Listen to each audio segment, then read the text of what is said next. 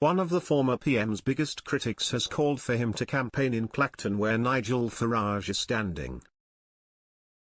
Boris Johnson has been urged to hit the campaign trail in Clacton ahead of the general election to help beat Nigel Farage and clear the way for a political comeback.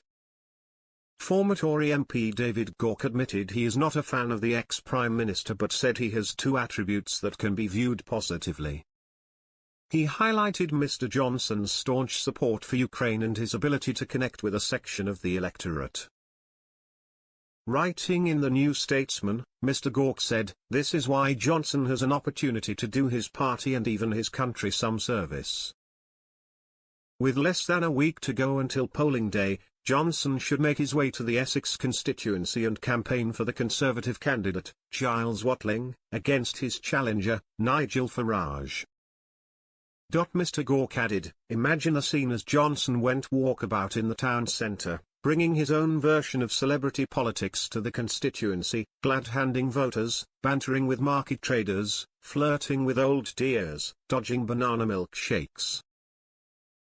It would be just like old times." The ex-Tory MP said Reform leader Mr. Farage has to be defeated if Mr. Johnson is to have any hope of a political comeback.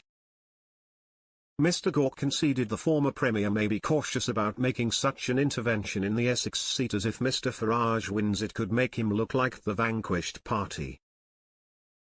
But he added, "Surely there is a case for boldness, for smiting the Putin appeasers off the political map, for demonstrating to the Tory party what they lost when removing him, wisely, in my view, but let us not return to that, for re-establishing himself as the colossus of the right.